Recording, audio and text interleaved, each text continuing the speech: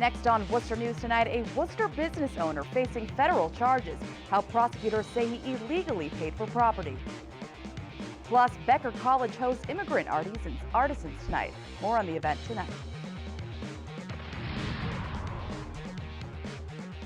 Thanks for joining us tonight. I'm Catherine Andrioli. Students at Becker College are working to help local refugees sell artwork as part of a partnership between Becker and a group called the Refugee Artisans of Worcester. Tonight, students presented business plans to help the artisans create sustainable businesses. The artisans are refugees from countries such as Burma, Iraq, and the Central African Republic. They are creating indigenous crafts as a means of earning extra income and to become included in the local economy. Those we spoke with say it's a great experience working with the students and artists on this collaboration. It's definitely an opportunity because we are trying to develop a business models. It means that, and those are social business models. It means that they are sustainable, they are profitable, but the profits go back to the environment, to the community. So it means that you are trying to do a common sense for the community and helping those artisans and students. We focus on. And the project culminates this Sunday on Becker's Leicester campus, where artisans will have an exhibit to showcase their crafts and students will pitch them in front of potential investors. Worcester police are asking for your help in identifying two suspects they say placed a skimming device inside a supermarket. Police released this photo Wednesday. They say the suspects put a skimming device on a card reader at the self-checkout aisle at the Stop and Shop on Lincoln Street. The skimmer was found when a customer attempted to swipe a debit card and the device fell off from the keypad. Police began investigating on March 9th using surveillance video. They discovered the men installing the skimmer back on February 27th. Criminals will use these credit card skimmers. They'll install them over the actual card reader. When a customer swipes their card through the skimmer, their credit card information will be recorded into the skimmer, and then the criminals will later retrieve that information and utilize it to make fraudulent purchases with other people's credit card information. And customers who have shopped at that Stop and Shop are advised to check their bank statements for possible fraudulent transactions. A Worcester businessman is facing serious charges. The acting U.S. Attorney for Massachusetts says Kevin Perry, who once served prison time on federal drug charges, hid millions of dollars in profits from illegal drug sales. The government is alleging Perry used the money to buy and renovate properties in Worcester and the surrounding area. Our Rosalind Flaherty is following this story and has the details. Worcester business owner Kevin Perry was arrested and charged Monday. The U.S. Attorney's Office says he was using drug money to purchase and renovate 9 properties in Worcester County. I guess we kind of don't think those things happen anymore around us, so we like to, it makes us feel better if we think it's not happening around us, but it's here. Perry owns the Usual on Shrewsbury Street and the Blackstone Tap in the Canal District. According to the acting U.S. Attorney, Perry allegedly used $1 million in drug sales to fund both restaurants. We were really surprised to learn of what may have been behind that transaction. Mullen Sawyer is the Canal District Alliance president. He says Perry took over the Blackstone Tap a month ago and thought Perry and his group had a vision for the Canal District. We're really excited that there was new life and new opportunity to populate that part of the Canal District. So we're pretty concerned and a little bit horrified. Court documents say Perry was indicted on 9 counts of money laundering, 3 counts of aggravated cash structuring, 1 count of making a false statement on a loan application, and 1 count of distribution of fentanyl. Don't let that detract from anyone's sense of the vitality that we're experiencing in the Canal District. Court documents also reveal Perry was convicted in 2005 of conspiracy to manufacture and distribute ecstasy. He was released from prison in 2008, and prosecutors alleged he returned to manufacturing and/or distributing anabolic steroids, cocaine, and fentanyl. On Shrewsbury Street, a fellow business owner says it's sad to hear. If there was no drugs in this world, I would be shocked that it happened, but drugs are so evident in this world. Rosalind Flaherty, Worcester News Tonight.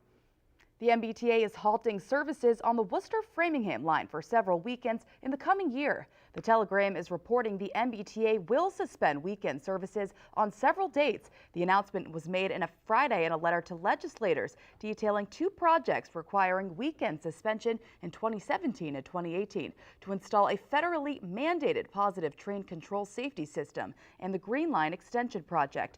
This all coming after Governor Becker rejected the MBTA's proposal to end weekend services on the Worcester-Framingham line in order to cut costs. The project will prevent train collisions and overspeed derailments.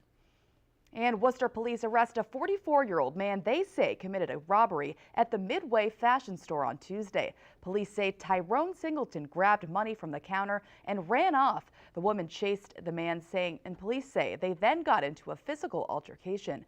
A witness tried to help and called police, eventually leading officers to Singleton and an Oread Street apartment. No injuries were reported. Singleton is charged with unarmed robbery. A North Carolina trucker is receiving probation over a fatal 2015 crash in Worcester's Kelley Square. Gary Schrey was sentenced to 5 years probation in order to serve 100 hours of community service. The sentence is the result of a plea agreement. Motor vehicle homicide charge was dismissed, but Schrey did plead guilty to negligent driving. 24-year-old Sarah Ewing of Hudson was killed while an Oxford man was seriously injured in the accident. A historic Worcester farmhouse may get national recognition after being approved for nomination to the National Register of Historic Places. The Worcester State Hospital farmhouse was nominated in a recent meeting. The historic property is next to the Beechwood Hotel. The nomination will be submitted to the National Register of Historic Places and the National Park Service in Washington, D.C. for final consideration and designation. The farmhouse is owned by Dr. Charles and Janer Birbara, who also own the Beechwood. Doctors and nurses who care for people with brain injuries and disorders know the challenges their patients face. And today their knowledge perhaps got a little stronger after getting a chance to experience what many of their patients feel. Our Brittany Schaefer has the story. 28, set 4 place settings. It's simple tasks people do every day, but for someone with a cognitive impairment, simply buttoning a shirt can be tough. It's something nurses and doctors at Fairlawn Rehab Hospital in Worcester learned firsthand Wednesday. It was really eye-opening and really hands-on and put me through the experience of being in the patient's shoes. While you might be frustrated saying, oh my goodness, why can't this patient just do this one simple task? When you take into consideration their impairment, it makes a lot more sense.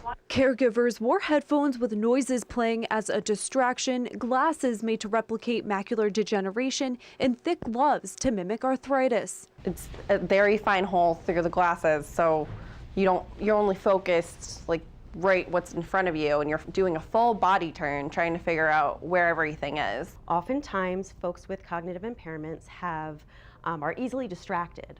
So the noise is going to sort of distract the participants. They were given tasks like removing the jokers from a deck of cards to more everyday activities. We had to take a jelly bean, which was to simulate a medication pill, and take it out of one of the days, out of Tuesday, I believe, and I couldn't see the days. We were given gloves, and it was hard for me to feel the button, and I was asked to button the first 2 buttons, and I could just do one. The goal was to give the doctors and nurses a better understanding of what many of their patients are going through. Our stroke population, our brain injury population, our Parkinson's disease population can all have cognitive impairment. It fosters a better understanding and some empathy. You just learn, a day in the life, and that was only 20 minutes, so you can only imagine what days on would, and especially if it's worsening, would be like. Brittany Schaefer, Worcester News Tonight. Student athletes at Clark University sponsored a bone marrow drive Wednesday to support a fellow athlete in New England. The college teamed up with Be the Match in order to find a donor for 20-year-old Allie Little. Little is a soccer player at the University of Southern Maine and suffers from a disease which limits the amount of red blood cells and oxygen in her body. Organizers say giving to a cause like this is important, even if they've never met the recipient.